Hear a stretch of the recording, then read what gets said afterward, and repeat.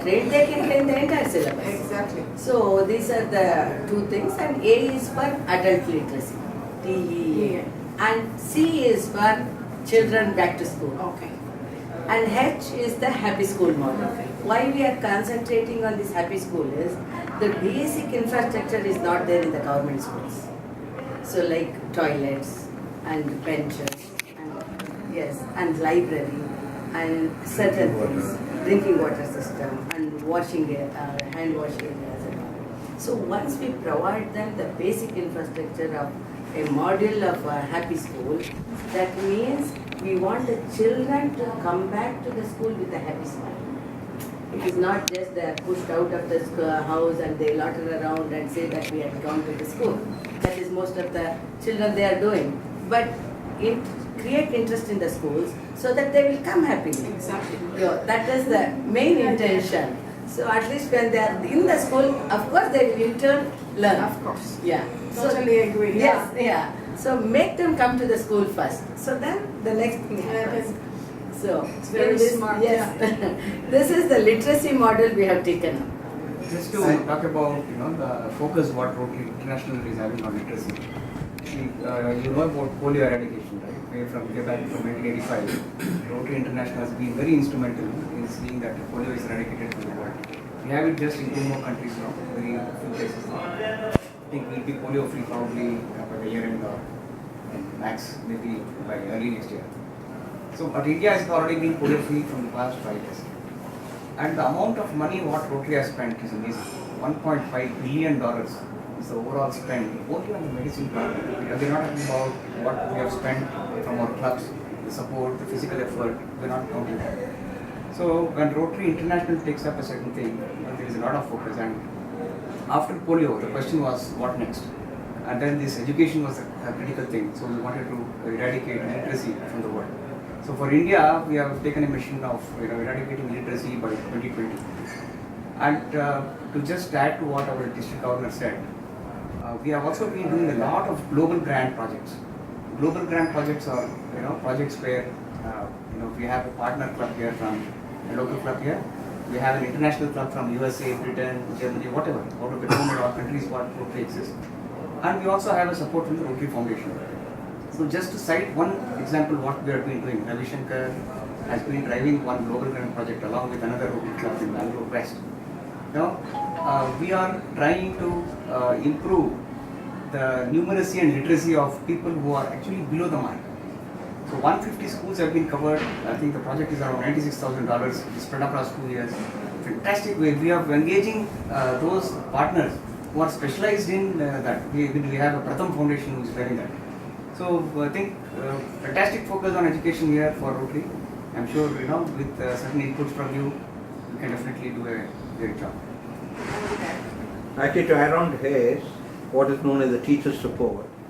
This, what is being done, focused on the children from 5th to 6th, 7th to increase their mathematics and chemistry is what is got into the ground.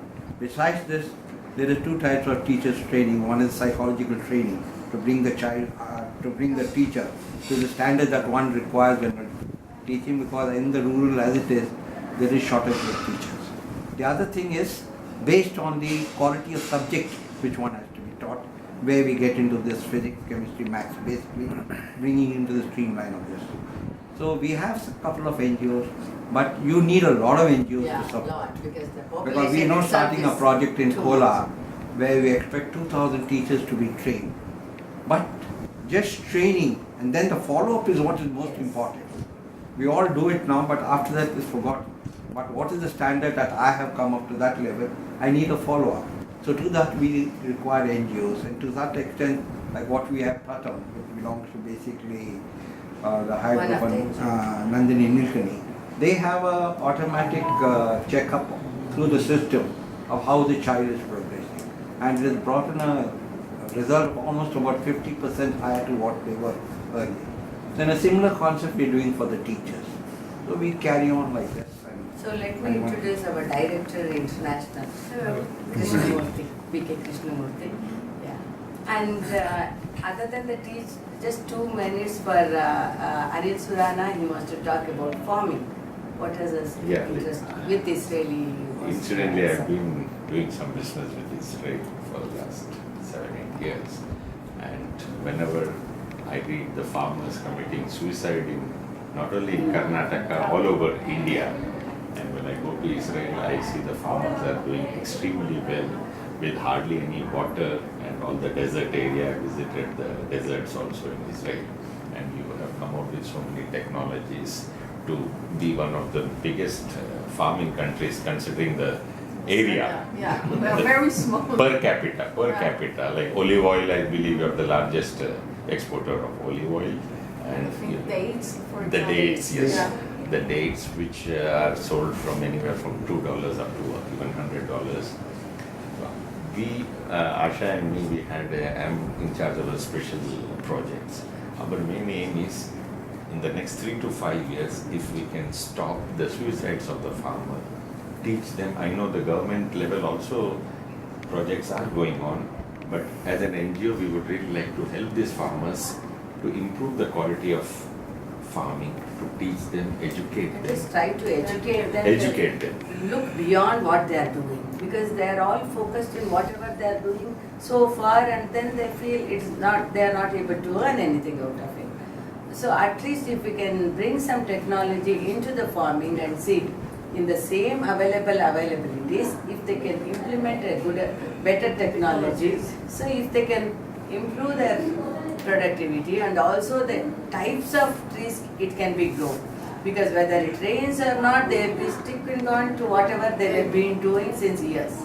So they don't have a vision to think beyond unless NGOs like us can go try to create the awareness and see, take some patches of the farming area and try to implement. You know that we have 3 excellent centers in Karnataka for agriculture. We have one in Kolar for mangoes, we have in Bagakot for pomegranates, and in Dawat for vegetables. Yes. So that can be a good start, to go to take the farmers there to some, training of Okay. 1 day, 2 days, because that's what they do. They have classes there, they have fields there, they take the farmers into the fields, they show them new techniques, not only technology, even, Yes. to show them how to cut the tree Right. in a different way.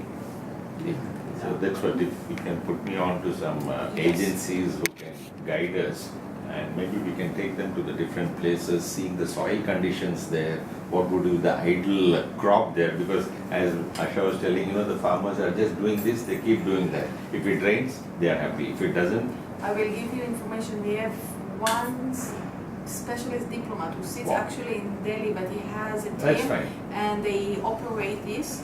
And also they are doing that with the horticulture ministry here in Karnataka. Oh, super yeah, interesting. so It it would would be do, very yes. nice, yeah. yeah. So if I can get connect Of course. with him,